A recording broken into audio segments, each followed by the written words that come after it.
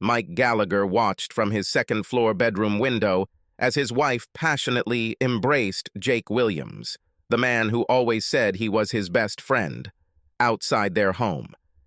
He brought her home from the city center, where they spent several hours together. This meeting was their fifth date, and as Mike watched and listened to what they were talking about, he learned of their plan to further humiliate him. His so-called friend told Christy in no uncertain terms that he wanted to spend a whole week with her, but she, after thinking a little, shook her head with regret. "Not for a week, Jake, not yet," she said. "Maybe a weekend, but only on one condition." "What is the condition?" he asked. "You have to make Mike pay for our date," she blurted out, inspired by her idea. He laughed. "It sounds stupid," he said. "You know that I am much richer than him. I will easily pay any expenses." No, she interrupted. "You don't understand the most important part of this idea." "And what is the point?" Jake arched an eyebrow, looking at her questioningly. "Humiliation for Mike," she said. "Come on, honey. Admit that you like to humiliate him, don't you? Taunt him, making him feel like a piece of crap every time." "Well," Jake drawled. "You know, he's actually my best friend and I—" "Bullshit," the lover snapped, rolling her eyes. "What I know is that you like to fool him and humiliate him almost as much as I do. And it turns me on so much every time." She was so excited that she almost jumped on the spot. "Listen, Christy, let's better put an end to this long-running farce," he pleaded. "Come with me and just leave this sucker to his fate. I want to marry you and spend the rest of my life with you." She laughed. "I'll tell you what, stud," she finally said. "Let me make him pay the full bill for our hot weekend of wild sex, and I'll think about your offer, okay?" Jake sighed a little annoyed, but then grinned. "Oh, I'm sure this weekend will definitely be very naughty," he whispered in her ear, hugging her and preparing to return to his car. "I'll talk to you soon, but don't make me wait too long. About—" She watched Jake leave and even waved after him as he drove away, then turned to the home she shared with her husband, Mike. Upon entering, she immediately began to undress as she walked up the stairs. When Christy entered the bedroom, she made eye contact with Mike, who was sitting on the bed. Throwing her blouse onto the floor, she grinned and looked straight at him as she unbuttoned her skirt, letting it fall to her feet. Now she was completely naked, because this married woman always went on dates with Jake without wearing underwear. Christy went into the bathroom and began to examine herself in the mirror, leaving the door open. "You probably heard what we were talking about?" she asked casually, watching his reaction through the mirror out of the corner of her eye. "I'm leaving you for Jake. We're going to have a dirty weekend together, and you're going to pay all our expenses. Soon I will leave you for good to marry him." "I've been paying for everything since I married you 3 years ago," Mike said sadly. "I thought we were fine. I did nothing but love you with all my heart, and tried to show it every day. Don't you love me at all?" Christy just snorted contemptuously. "How could I even continue to love you?" she asked sarcastically. "To me, you are nothing more than a slobber and a doormat who allows his best friend to date his own wife." Taking a moment to look away from the mirror, she saw Mike, turning to the window and dropping his shoulders, sniffling on the bed. "Oh, come on, be a man," she chuckled disdainfully in his direction. "So that's why you've been so disrespectful to me these last few months?" "What about your vows at the altar?" he asked quietly. "Do you really think that the words that I once foolishly said will stop me?" Her voice was full of irony. "The loser and weakling I see in this room doesn't deserve me. Please, Christy, please don't do this to me. I still love you, and your cruel words break my heart."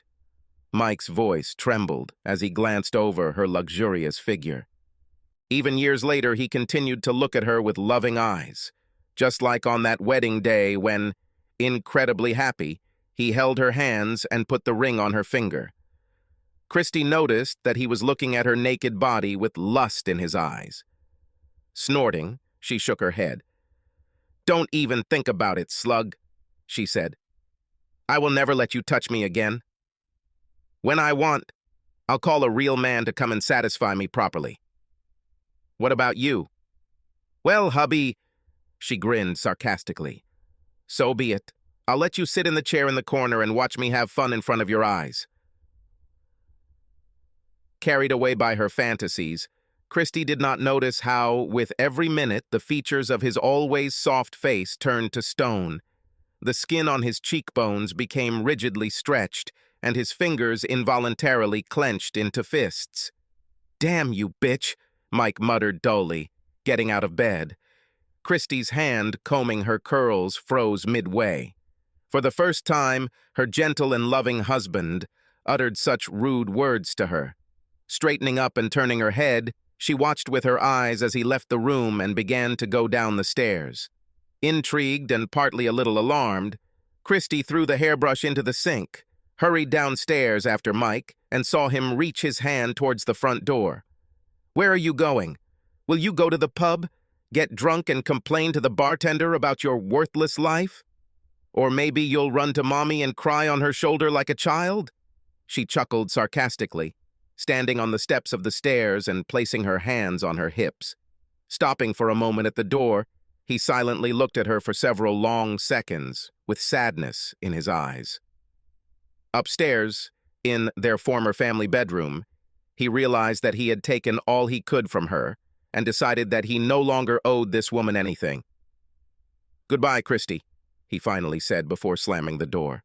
She heard his car door open and then slam shut. The engine roared, and a few seconds later she saw him drive away. "Where is he going?" Christy wondered in bewilderment, but then just shrugged.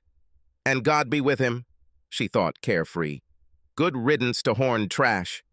She grabbed her phone and dialed a familiar number. "Hello, love," she cooed. "My slug has crawled out of the house somewhere, so why don't you come and have sex with me? Are you leaving already? Hurry up, I can't stand it."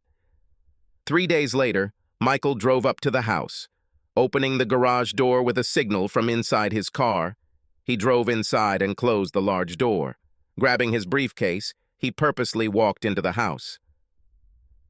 Christy was sitting at the kitchen table at this hour of the morning, reading the newspaper and drinking coffee.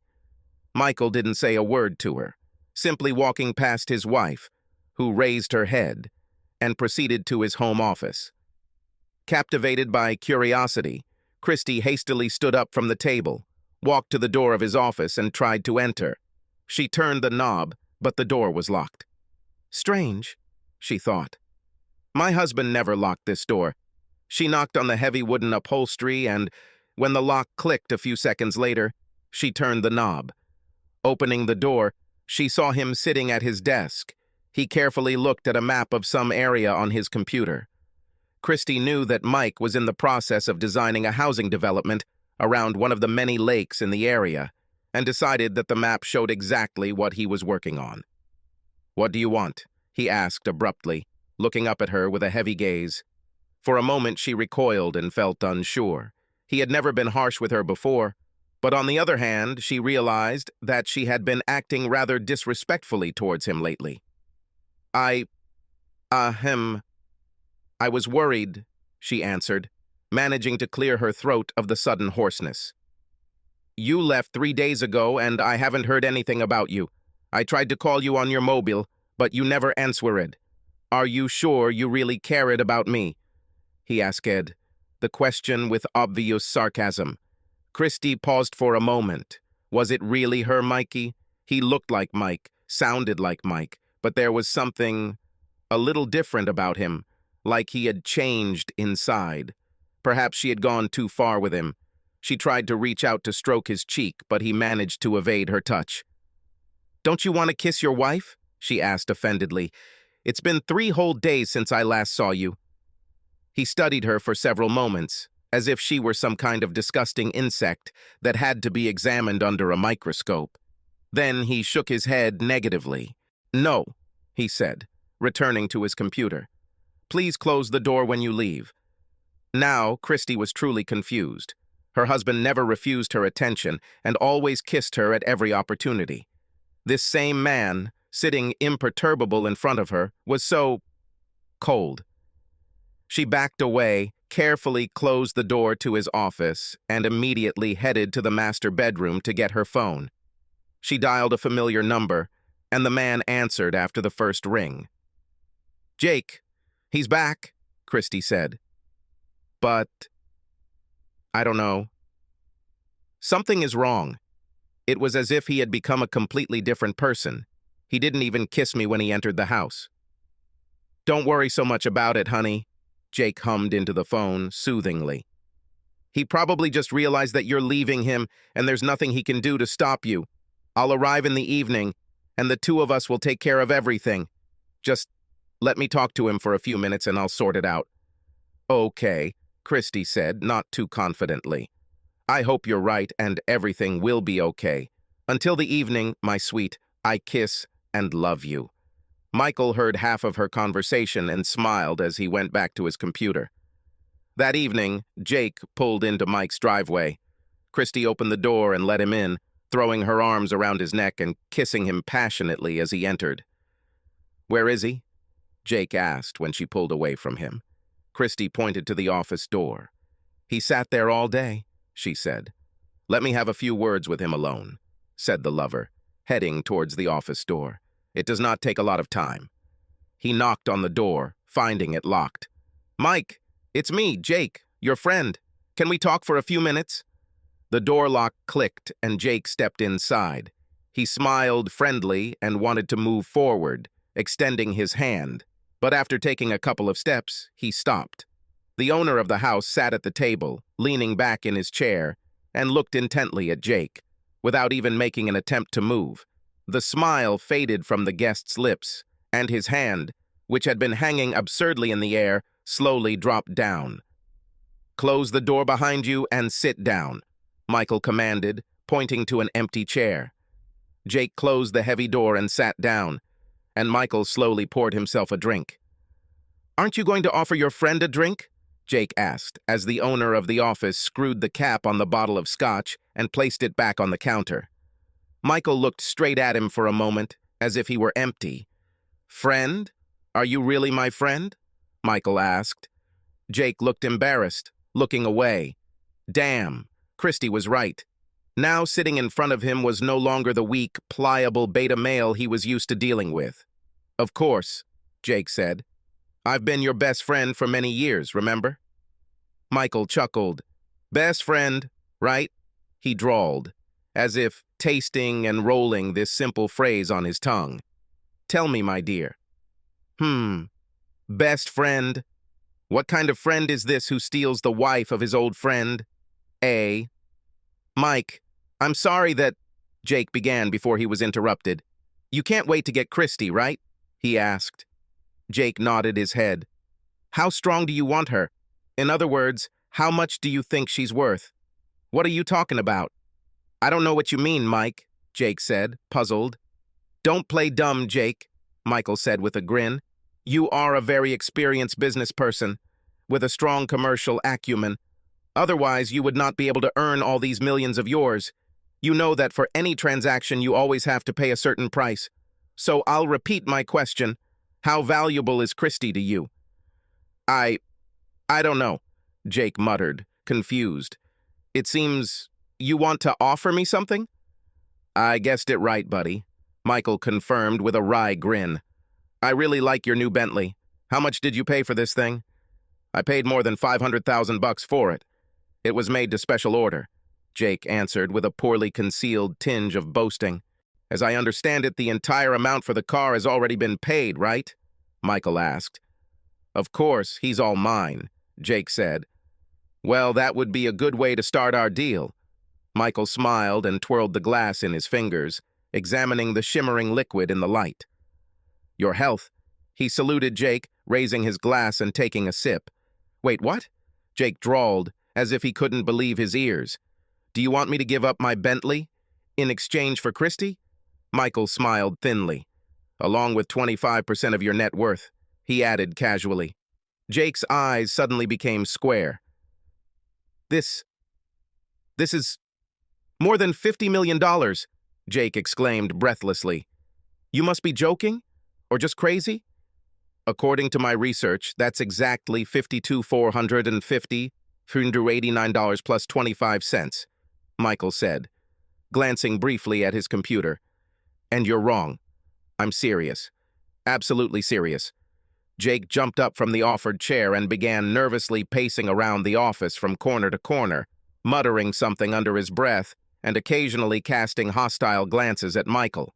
He sat calmly at his desk, absent-mindedly sorting through papers, and did not seem to pay much attention to his friend's movements.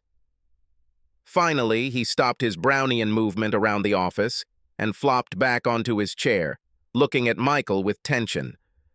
"So you want my car and 25% of my net worth in exchange for Christy?"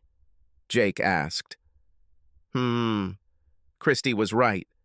In front of him was not the same person whom he was used to so easily manipulating.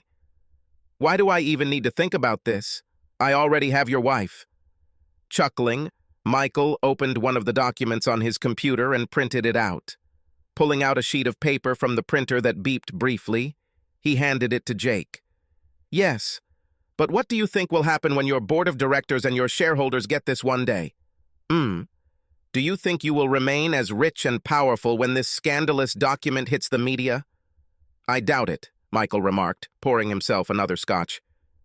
"This is blackmail," Jake croaked strainedly, having read the letter, which described in detail all the facts and details of their affair, as well as how he and Christy had mentally abused Mike for a long time and humiliated his dignity. "Maybe. Think what you want, but my offer is only valid until noon tomorrow," said Michael. "After 12 hours, it will increase to 50% plus a controlling stake in your company. You want Christy? That's my price." "Yes! This is highway robbery!" Jake exclaimed angrily, throwing up his hands. You'll never get away with this." "Maybe yes, maybe not," Michael said thoughtfully, sipping his drink. "I know that you want her, although only God knows," he shrugged, "why you need her, but this is my price. And I'll tell you something else. If you accept my offer without any conditions, I will make sure that you two spend the rest of your lives together. I will disappear and never bother you again. Isn't this what you want?"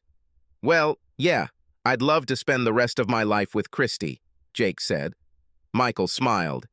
"Here you see? If you agree to this, I'll even promise to cook a festive dinner for you two," Michael offered. "What do you say to this?"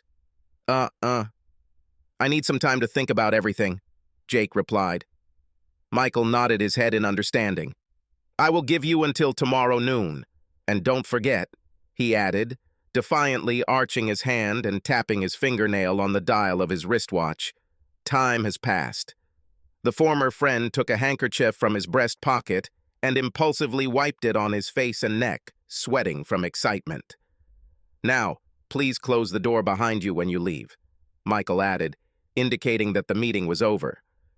"I won't keep you any longer." Jake stood up in confusion and walked out of the office on stiff legs. The owner of the office watched through the curtains as Jake and Christy left the house. He smiled and made several calls. Christy returned home only early in the morning, in her lover's car. Michael heard them talking in the driveway. "Just think," Jake said. "In just a couple of days, we can start our new life, free from Mike. Now, let me come inside and taste the taste of these breakfast muffins," he added, grabbing Christy's firm ass. She giggled and pulled his hand away. "Not now, but soon enough," she promised. "I can't wait to have Mike serving us as a waiter." Christy kissed him and watched Jake drive away. Then she entered the house and saw a light in her husband's study. "I wonder if he was there all this time," she thought. She tried the door, but it was locked. "Mike," she called through the door. "I want—" "Go away," Michael's voice reached her. Christy stomped around the locked entrance a little more, listening, but then decided not to put any more pressure on him. She was more than concerned about her husband's strange behavior and went up to the master bedroom. The next morning, Michael received a short message from Jake. "Agreed." He immediately responded with the offshore account number and a warning that he would monitor the transfer of funds to ensure the transaction was completed. A couple of hours later, Michael confirmed that the agreed amount was fully received, after which he instantly transferred it further, dividing it between several other accounts, to which he had exclusive access. After finishing his money matters, he sent messages to Jake and Christy. "Dinner is today, at my expense. Be here exactly at 19 p.m. He went to get the ingredients he needed for dinner that night and returned an hour later, busy in the kitchen. Michael loved to cook, and there was something particularly sentimental and bittersweet about tonight's farewell dinner for him and his guests. Christy returned home around 6 p.m. that evening and went straight to the kitchen. She had never seen or had any idea until this evening that her husband could cook, but, apparently, he knew a lot about the kitchen. Whatever he was cooking smelled absolutely delicious. "I didn't even know that you could cook," she said with genuine surprise. He looked at her with a raised eyebrow and leaned both hands on the table before speaking. "You don't know much about me at all," he answered, wiping his palms with a rag. "Maybe if you stayed at home from time to time, instead of running away to your lover, you would learn something too. At least I learned a lesson and learned how to stand up for myself. Now go and get yourself in order. Your gentleman will come soon." She again, like yesterday, tried to kiss him on the cheek, but he turned his head away and pulled away to avoid the touch. Christy backed out of the kitchen and then ran up the stairs, a tear running down her face. "What have I done?" she asked herself. A few minutes before 7, Jake appeared and pressed the bell at the entrance. Michael opened the door and let him inside. Without delaying matters, Jake at the threshold took out the signed documents from the folder he had brought with him and handed him a bunch of keys to the Bentley. "Business comes first, right?" Michael grinned. "As I promised," Jake answered and coughed. "Damn, my mouth is dry from all these events. Can I have something to drink? Thank you for keeping your promise. I'll treat you and Christy to some great champagne soon so you can really celebrate," Michael said, pocketing the keys. He was looking forward to driving the new Bentley. Christy soon made her way downstairs, radiant and looking absolutely stunning in a backless short black dress that left little to the imagination. Michael noticed that she had taken off her rings. She walked over to the dining table and Michael thoughtfully pulled out a chair for her. She smiled at him as she sat down, but he did not return her smile. Jake sat down too, smiling wider than a Cheshire cat. "You look beautiful, my dear," he told her, kissing her hand and looking at her with adoration. "And I see that you have finally taken off your rings. This is very good." She smiled again as Michael brought 2 glasses of champagne and placed them on the table in front of them. He returned to the kitchen and returned a minute later, carrying a large dish in his hands. When he removed the lid, a cloud of steam escaped, and they all enjoyed the aroma of Michael's lasagna. "Smells divine, Mike," Jake admitted, straightening the napkin on his lap. "Perhaps you have missed your true calling." Michael said nothing as he served 2 portions, one on each plate. Christy took the instruments in her hands, but stopped, raising her gaze to him. "Aren't you going to join us?" she asked. Michael shook his head, pouring champagne into tall glasses. "No," he answered. "This festive dinner is intended only for the 2 of you. I don't want to stop you from enjoying your food and each other." Michael stepped aside and watched for a while as the lovers sipped champagne, toasting each other and their happy future together. Soon they stopped paying attention to him and did not even notice how he retreated to his office with a wry smile on his face. Sinking into a chair, he looked at his watch. Any moment now, Michael thought. And indeed, very soon he heard 2 dull blows and the rattling of a fallen fork. Walking out of the office and looking into the dining room, he saw Christy and Jake slouched in their chairs. Jake's pale face crushed a plate of half-eaten lasagna, and his left arm hung almost to the floor. Christy's body, with her dress riding up on her hips, slid a little from the chair, seductively exposing the strings of her stockings. Her head bowed to her chest, and on the floor, under her hand, leaning back on the arm of the chair, fragments from a broken glass scattered. "Okay," he thought. They'll be out for at least 6 hours. Michael changed his clothes and got to work, stripping both lovers naked, intertwining their bodies and tying their arms and legs around each other. Grabbing a wheeled cart from the garage, he took the two outside, after wrapping their unconscious bodies in heavy chains, to which weights were attached for security. Michael placed ball gags in their mouths in case they woke up before he reached his destination. It wasn't easy, but he still managed to fit them both into a large canvas bag that he had bought especially for this occasion. Using a dolly and a portable lift, Michael transferred the bag of lovers into the trunk of the Bentley, then closed and locked the lid. Under the numerous stars pouring out in the quickly darkening sky, he got into the car and headed out of the city. Reaching his destination a few hours later, he heard scuffling and muffled grunting before he loosened and pulled back the neck of the moving bag. Two completely stunned heads poked out from there, looking around in complete panic in the darkness that thickened around them. Michael leaned over them, carrying a small pocket stun gun. "If you promise to remain silent, I will remove the gags and answer any questions you may have," he said. "But if you scream, I guarantee you won't like my reprimand," he added, showing off the stun gun in his hand. They nodded their heads almost in unison, and Michael released them from their gags. "Where are we?" Christy asked in horror. "Who are you? What is going on?" There were clearly panicked notes in her breaking voice. "Yes," Jake said. "What the hell is going on here?" "According to my GPS, we are at the very place where your husband committed suicide," Michael said to his unfaithful wife. "What?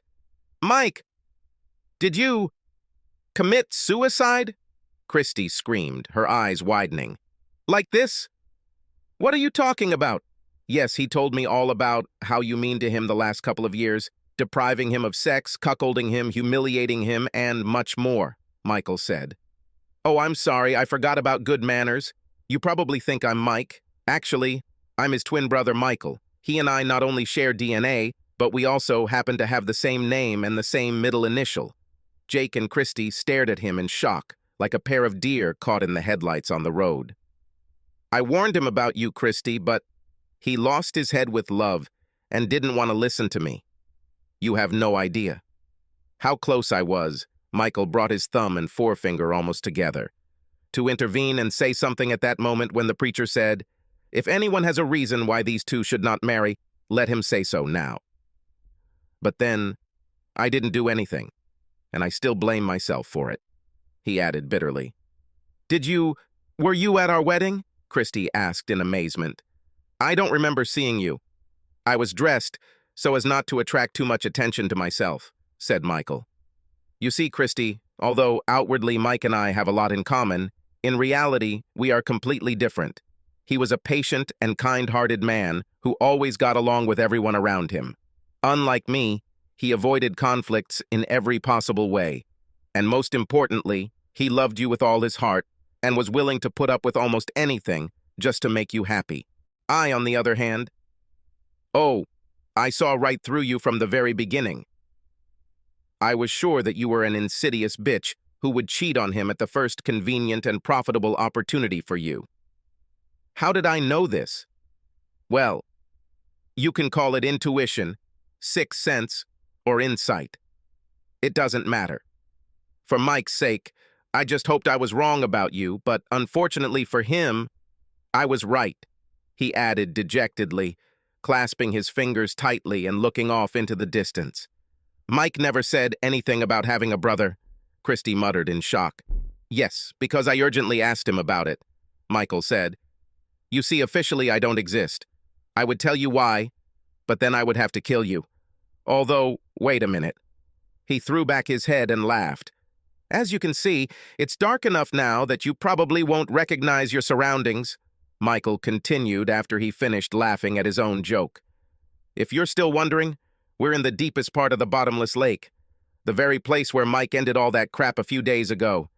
You see, Christy, he couldn't take what you did to him anymore, and he took the easiest and fastest way out.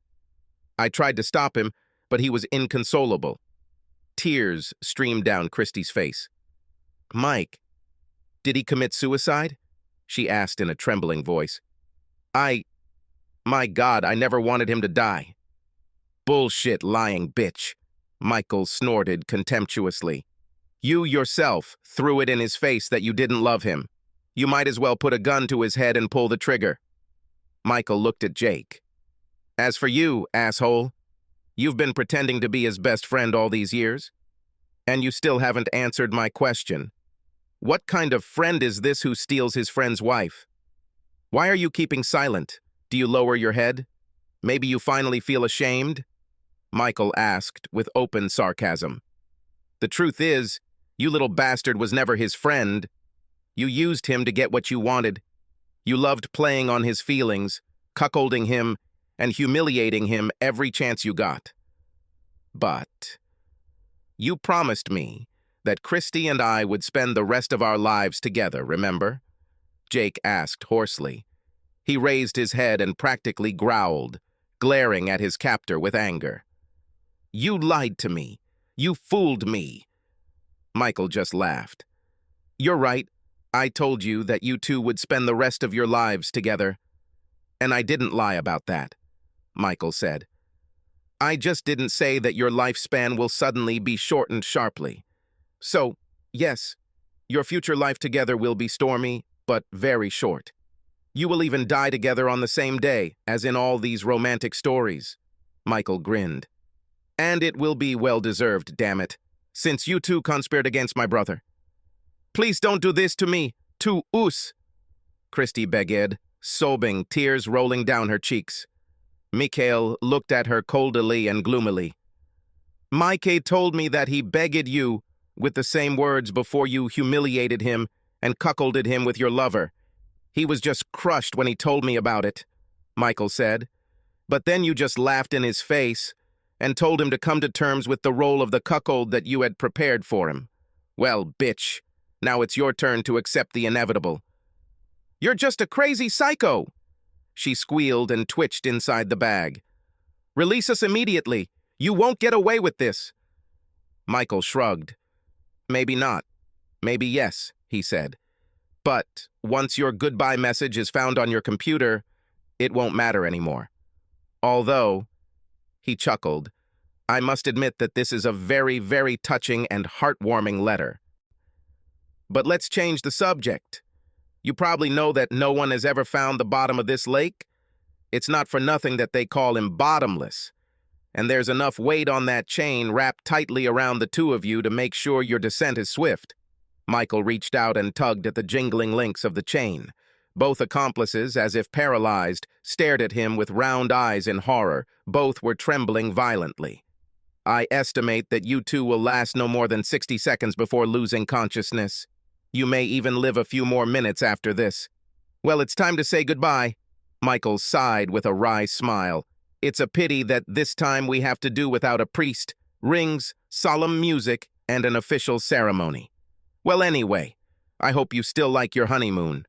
Enjoy.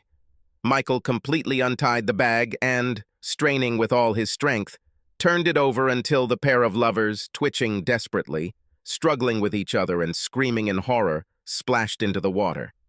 Bon voyage, he said quietly at the end, watching as the silvery cocoon of chains, palely dimming, disappeared into the inky depths, and many bubbles floated to the surface.